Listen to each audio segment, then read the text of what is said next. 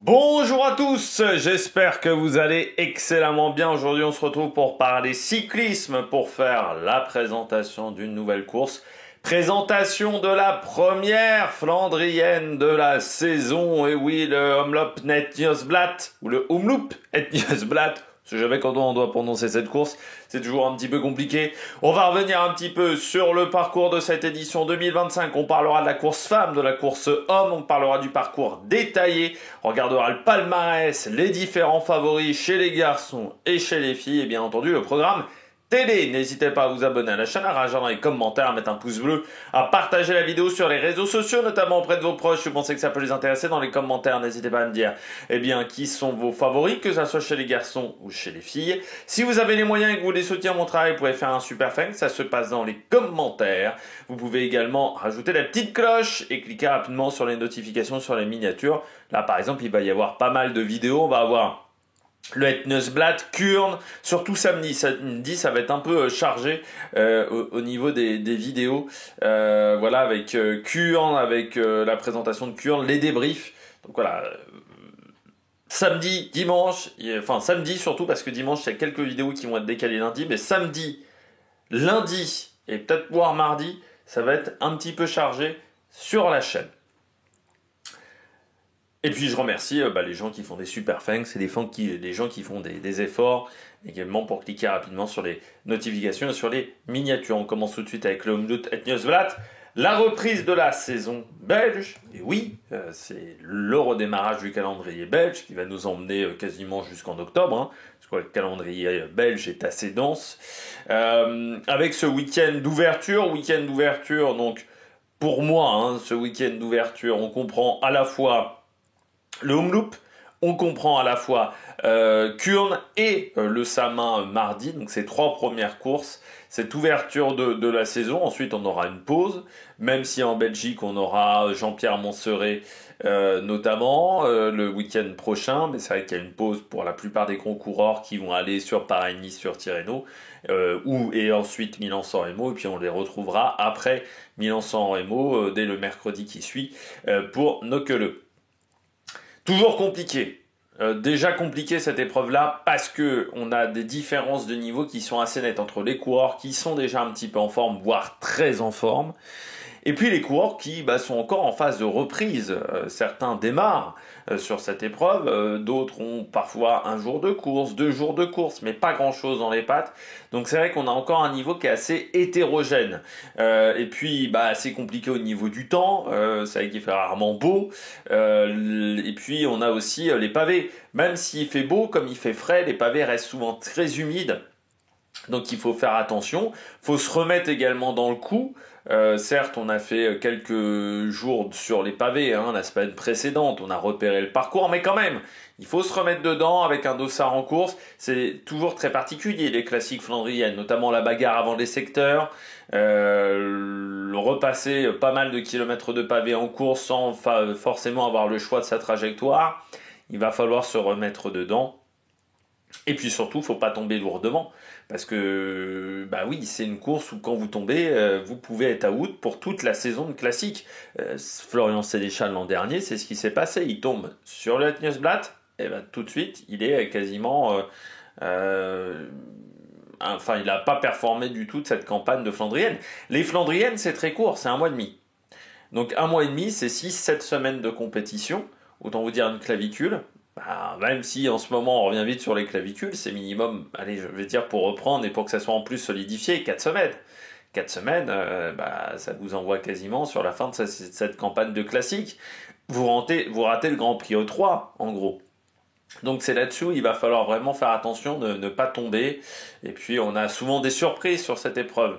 C'est vrai, des coureurs qui sont parfois en forme trop tôt.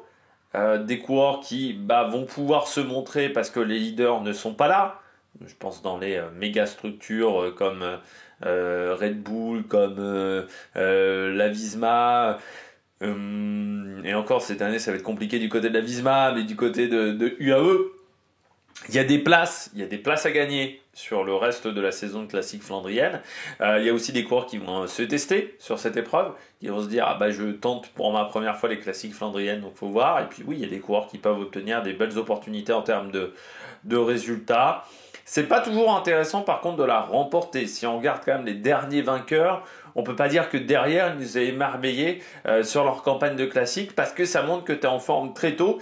Et parfois ça va être donc dur de tenir ces 6 ou 7 semaines de compétition en étant au top de sa condition physique. Donc c'est pas toujours intéressant d'être en forme sur le Het Nieuwsblad. Faut être bien, mais un petit peu en retrait. Faut pas être encore à 100% sur cette course. Allez, on regarde tout de suite les parcours de cette épreuve. On va commencer par le parcours féminin. Alors, je vais vous montrer déjà les parcours sans les détailler. Et puis ensuite, on les détaillera de manière assez importante. Surtout les parcours masculins, on va se concentrer sur les parcours masculins. Du côté du parcours féminin, 138 km de parcours. On commence avec le Paderstraat, le Larchemunte, mais en gros, ça va se concentrer vraiment sur une quarantaine de kilomètres. C'est là où la plupart des difficultés vont être présentes. Sur ces 40 km là. Donc 138 km pour la course dames, avec quand même les montées habituelles. Kappelmuur-Bosberg qui finit également la course masculine. La fin de parcours est la même, en gros.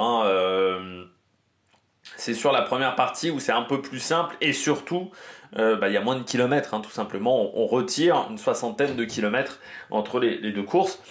Mais après, c'est le même final, c'est-à-dire Kappelmuur, Bosberg. Ce qu'ils appellent le mur, eux, c'est le Kappelmuur. Donc mur de Grammont en français. Moi, je prononce la version belge. Pourquoi ? Parce que je trouve que c'est une chapelle qui est au sommet. Vous avez plus Kappelmuur que la version française. Et puis le Berendries, qu'on retrouvera également à plusieurs reprises. Le Leberg également, qui sont au programme, ou le Wolvenberg, pardon. Du côté des garçons, donc vous voyez un parcours plus grand avec un passage en plus par le Leberg en tout début de course, un passage par Oudenaarde également. Sinon le parcours est assez ressemblant, à part qu'on a le Valkenberg en plus, mais sinon c'est à peu près le même parcours, et surtout la fin est similaire, donc notamment avec le Berendries, notamment avec le Kappelmuur, le Bosberg. Pour finir, différence aussi, 197 km. Vous voyez quand même, là encore, comme pour la course des filles, dernière difficulté, 12 km de l'arrivée, un peu moins de 12 km de l'arrivée. Tout se concentre sur la deuxième partie de course. Contrairement à Kurn, contrairement à Gand, là c'est vraiment la deuxième partie de course, et notamment ces 2 dernières heures qui vont concentrer la majorité des difficultés. C'est-à-dire qu'à partir du 100e kilomètre, en gros, ça ne va pas arrêter de s'enchaîner jusqu'à l'arrivée. Donc les 2 dernières heures de course, c'est là où ça va être intense. Sur la première heure et demie, sur les 2 premières heures même plutôt, ça va être plutôt calme d'un côté comme de l'autre. Allez, on regarde tout de suite le parcours détaillé grâce à Vélo Futé qui a fait une description précise de la course. C'est le parcours masculin qui est détaillé. On commence avec le Paderstraat dès le départ. Donc le Paderstraat, un secteur qu'on va voir également assez régulièrement sur ces classiques flandriennes.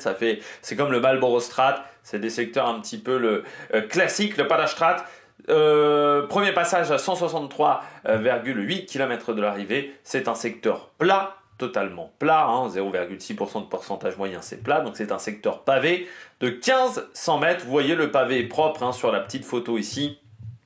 Encore une fois, la particularité, c'est qu'on a un sol en dur en dessous, contrairement au pavé de Roubaix, on va être sur un sol meuble.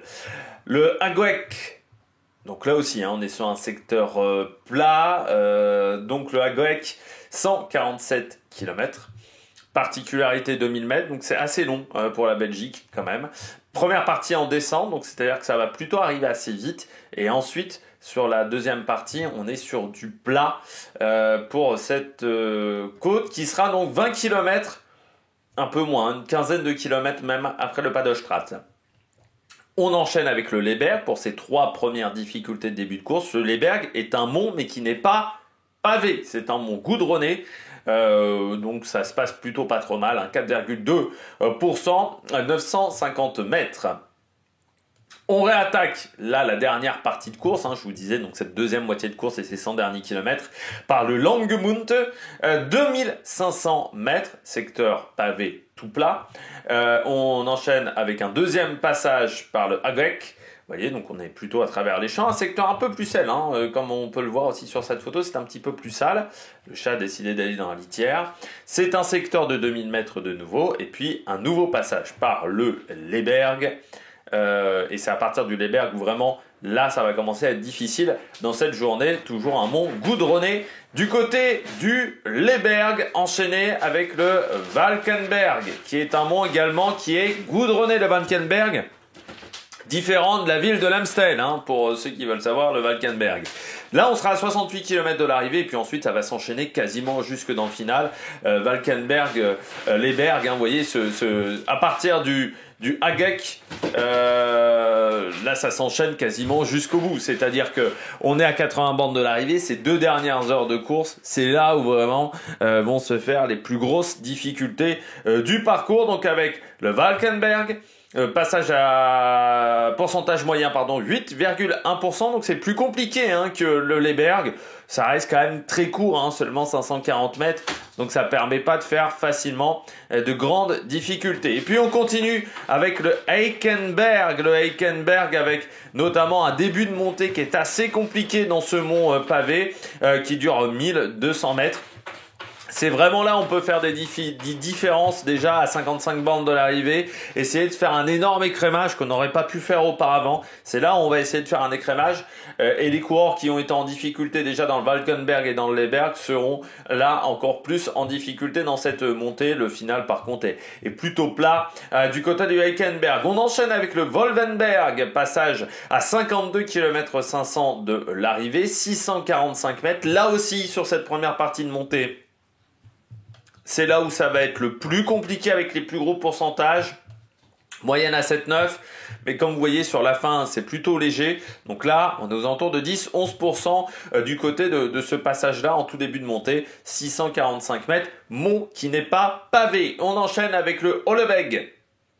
52 km 400 de l'arrivée. Donc vous voyez, là il y a 100 mètres entre la fin du Wolvenberg et le Holleweg. Et on enchaîne Heikenberg, Wolvenberg, Holleweg. Ça s'enchaîne, ça se déroule en moins de 5 km. 1100 mètres, secteur en léger faux plat montant. Mais vous voyez là sur la photo, c'est très propre au niveau des pavés.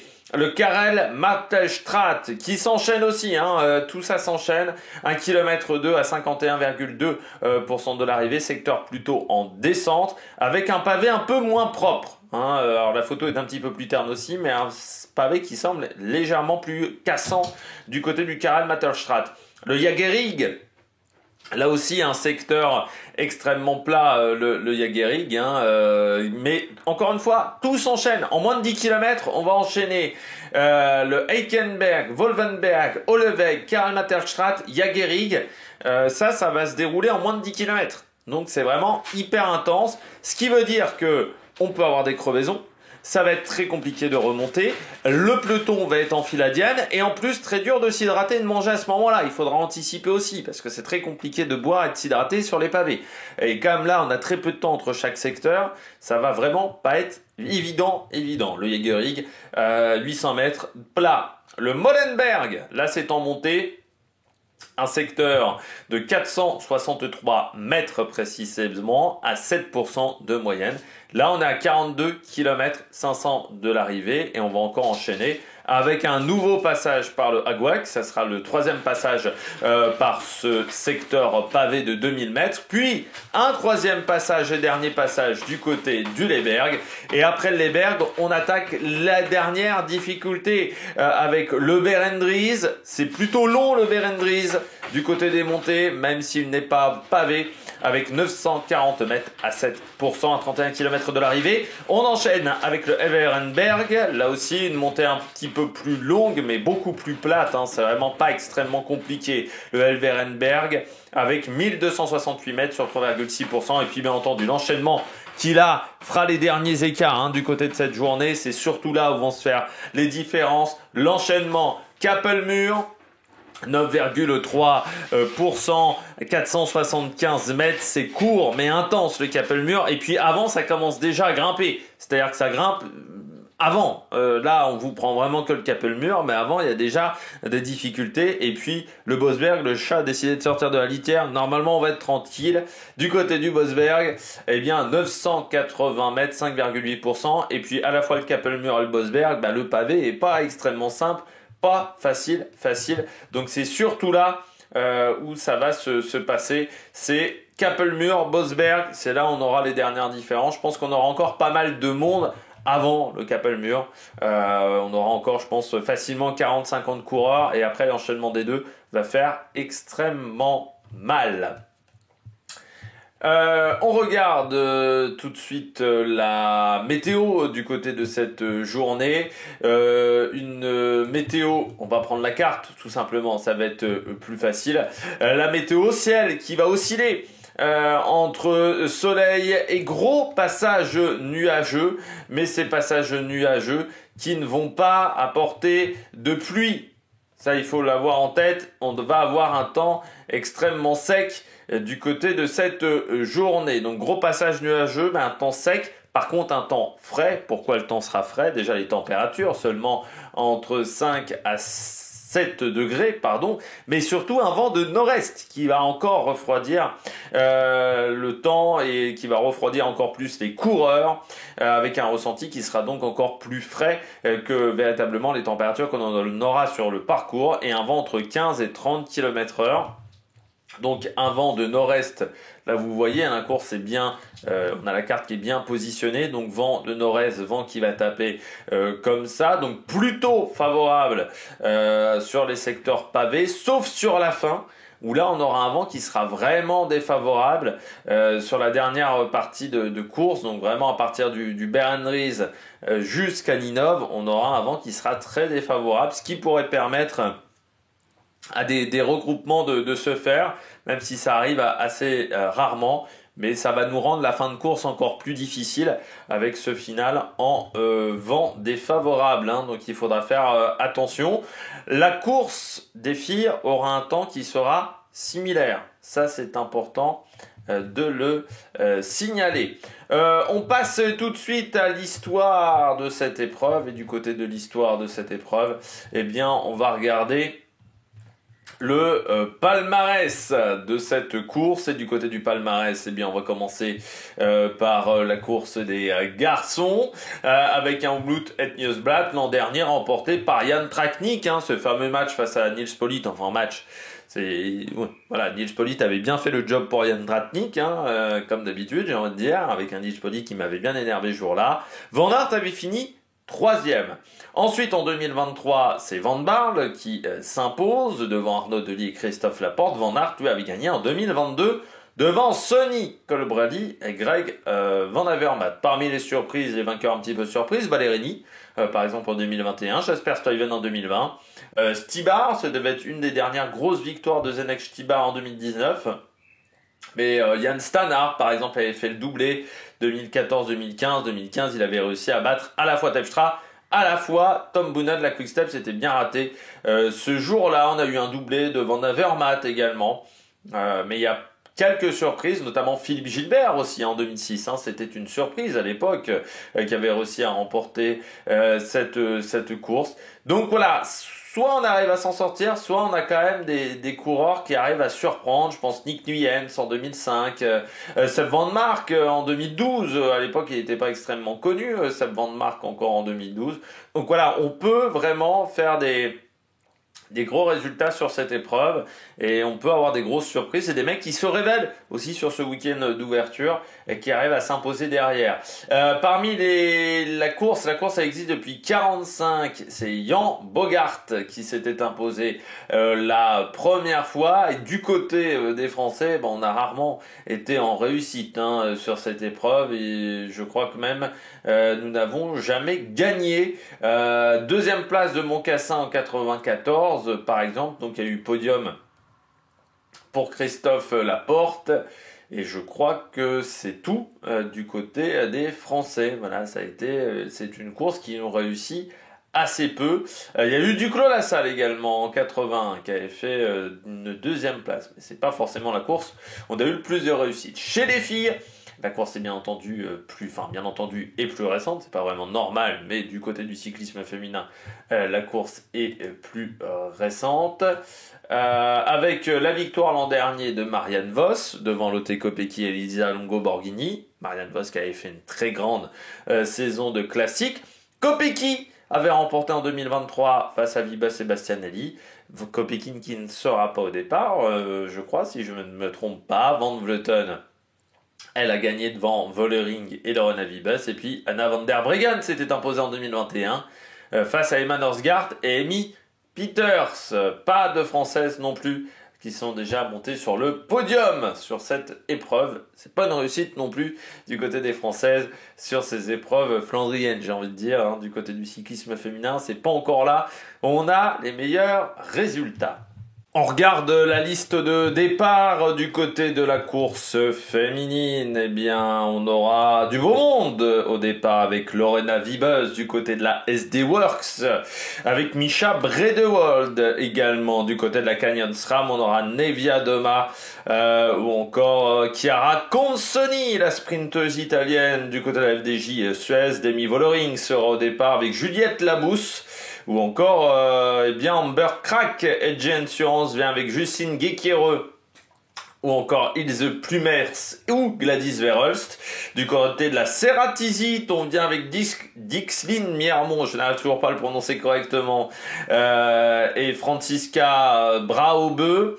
Du côté de la Phoenix de Koninck, on aura Puck Peters au départ, ou encore Christina Schwenberger. Du côté de la Human Powered Health, on aura Maggie Coldister, encore Romy Casper toujours là, et Lily Williams du côté de la Lidl Trek, Clara Copponi, Elisa Balsamo, avec Hélène Van Dyke et Emma Norsgaard. Du côté de la Liv, Alula Jaiko Paternoster sera là avec Amber Pate.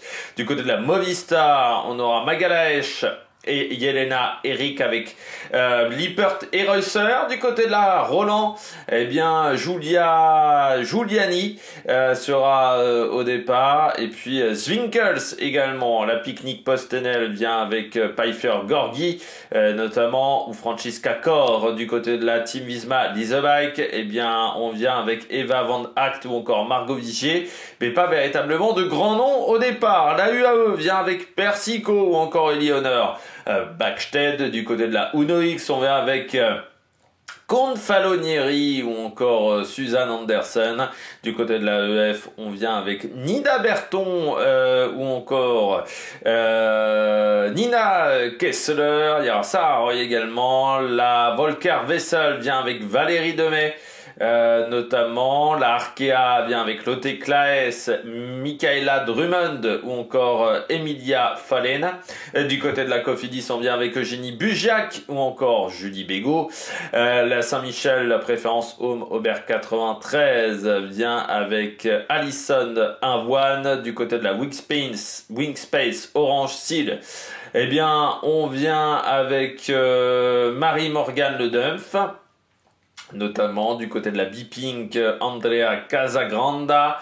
Et puis on aura la DDD Group Pro Cycling Team avec De Grave, et la Lotto Ladies avec Mick Dox notamment au départ de cette épreuve. Du côté des garçons, hop là, eh bien ça ne veut pas s'afficher correctement, bien entendu. La Red Bull Bora-Hansgrohe vient avec le vainqueur de l'an dernier, Jan Traknik. On aura également Roger Adria ou encore Yair Lascano.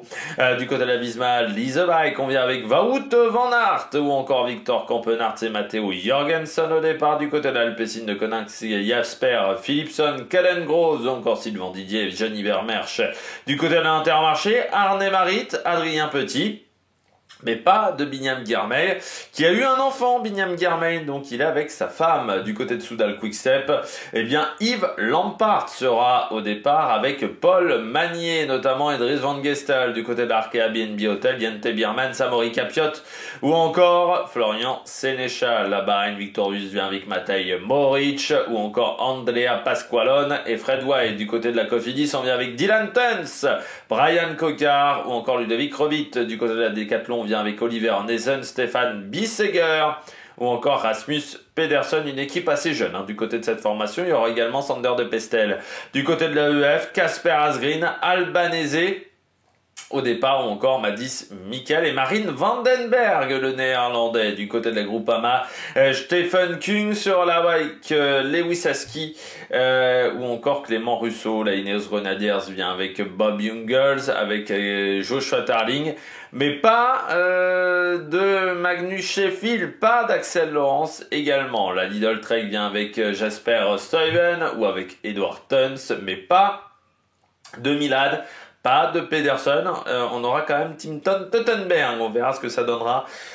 Du côté du coureur allemand, la Movistar, Ivan Garcia, Cortinar, Luis Aular. Là aussi intéressant de voir ce que ça va donner du côté du Vénézuélien. Et puis Mathias Nosgaard, il y aura les deux Nosgaard. Du côté de la Jayco Alula, eh bien on aura Callan O'Brien ou encore Jascha Schutterling, mais pas de grands noms au départ. La Team Picnic Stenel vient avec Degen Kolb ou avec Julius Vandenberg. Du côté de la UAE, on aura Nils Politt, Morgado, René Regots ou encore Jonathan Vervaes, Evermersch et Tim Wellens. Autant vous dire qu'il y a quand même beaucoup de favoris et de leaders dans cette formation. XDS Astana vient avec Ballerini Bettiol ou encore Michele Gazzoli. Du côté de la Israël, la première tech Blackmore, le vainqueur du Tour de l'Avenir, est au départ avec Mathis Louvel, ou encore Tom Van Asbroek et Jack Stewart. Du côté de la Lotto, on vient avec Arnaud Delis, ou encore j'espère de Beust. Du côté de la Uno X, Jonas Abrahamsen, le baroudeur du dernier Tour de France, ou encore Rasmus Stiller. Du côté de la Q36.5, Thomas Pidcock sera au départ avec Fabio Christen et Stemle. Du côté de la Flanders baloise, Alex Coleman ou encore Jentel van de Velde, Victor Vercouilly qui sera peut-être dans l'échappée, la Tudor avec Matteo Trentin, Pietre Kellen ou encore Marius Meyerhofer, et puis la Unibet avec De Vries, Axel Huens ou encore Kopecky et Kubis qu'on a vu le Slovaque dans cette formation. On regarde tout de suite la stratégie. Pour moi, ça va jouer dans le final de cette épreuve. Très clairement, il n'y a pas de... En fait, c'est compliqué de faire la différence avant. En gros, c'est la dernière heure de course qui va créer les difficultés. Jusqu'à 1h30 de l'arrivée, en fait, on n'aura pas fait grand-chose en termes de difficultés. C'est vraiment sur cette dernière heure et demie et ces 2 dernières heures où se concentre la majorité des difficultés. Et je dirais surtout à partir de 60 bornes de l'arrivée. C'est-à-dire qu'à partir de 60 km de l'arrivée, pendant 40 km, on va pas arrêter d'avoir des difficultés quasiment. Mais vraiment, Kappelmuhr, Bosberg, c'est là où on devrait voir les différences sur cette épreuve. Du côté de mes favoris, je rappelle que nous sommes vendredi, enfin je l'indique surtout, nous sommes vendredi, il est 11h40, donc la liste de départ de 11h, grosso modo, quand j'ai commencé mon enregistrement. Du côté, donc il peut y avoir des modifications sur la liste de départ, bien entendu. Mes favoris du côté des hommes, eh bien je commence avec Jonathan Narvaez. Pourquoi ? Tout simplement parce que la UAE a tellement de coureurs que ça va être dur de les battre en termes de stratégie, et que Narvaez, en plus, dans un petit groupe, en petit comité, on sait qu'il est dur à battre. Donc il faudra se méfier de ce coureur équatorien. On continue avec Wout van Aert. Van Aert, il a envie de se montrer quand même en début de saison. Il faut qu'il retrouve de la confiance. Ça peut être la bonne course. Il n'y a pas Van Der Poel, il n'y a pas Pogacar au départ. Forcément, on va avoir un regard sur lui. Il peut faire partie des favoris, mais encore une fois, des doutes sur son état de forme. Lascano, oui, il est maintenant dans une formation avec un vélo qui, on l'a dit pendant plusieurs années, a été le vélo roi un petit peu sur ce type de classique. C'est un peu moins le cas aujourd'hui du côté du Specialized. Mais là, on sait qu'il y a un vrai travail quand même sur le matériel qui est quand même un minimum effectué. Et puis, il est dans une équipe qui est bien plus solide que l'an dernier, Lascano. Donc, c'est sûr qu'on va le suivre. Et puis, Mohoric, c'est un peu comme Van Aert. Il doit se montrer après une saison 2024 qui a été compliquée. Donc, forcément, on va le voir aussi. Les coureurs à suivre. J'ai mis Kasper Asgreen. Oui, on l'attend à la relance, Kasper Asgreen. Et là aussi, ça peut être une belle épreuve. Avec une équipe EF où il sera, je pense, leader. Stephen Kung, il n'y a pas Madouas. Il n'y a pas d'autres coureurs qui peuvent lui voler la vedette du côté de la Groupama FDJ à part Aski. Je pense que Stephen Kung peut également bien se montrer. même si là aussi, son chrono du Tour de l'Algarve a été compliqué. Jasper Stuyven, il faut en profiter. Il n'y a ni Pedersen ni Milan. Donc ça peut être la course idéale, même s'il y aura également Edward Tuns. Et puis il n'y a pas Thibaut Nice non plus. Et puis Paul Magnier, bien entendu, du côté de la Quick-Step, qui est en grande forme. On va voir ce que ça va donner. Les favoris chez les dames, eh bien Lorena Wiebes, qui passe de mieux en mieux les bosses. Ça peut être un avantage sur ce type de parcours. Puig Peters, j'ai envie de voir ce que ça va donner. Puig Peters cette année, elle qui fait également beaucoup de VTT, de cyclocross, les pavés humides. Et on risque d'avoir quand même un peu d'humidité sur les pavés avec de la boue, parce que je rappelle que les filles vont arriver après les garçons, donc c'est-à-dire que les secteurs auraient été un peu plus labourés. Ça peut être intéressant d'avoir des talents en cyclocross. Demi Vollering, bien entendu, elle a déjà été sur le podium de cette course.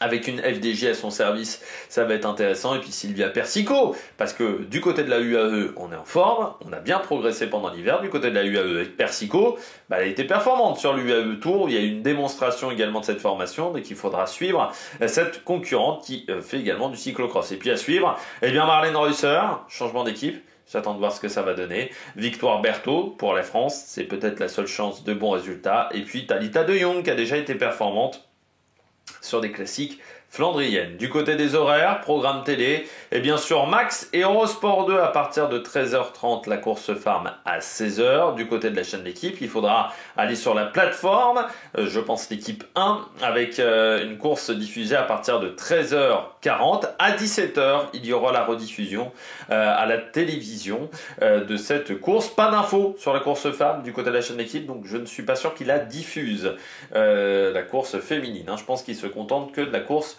masculine.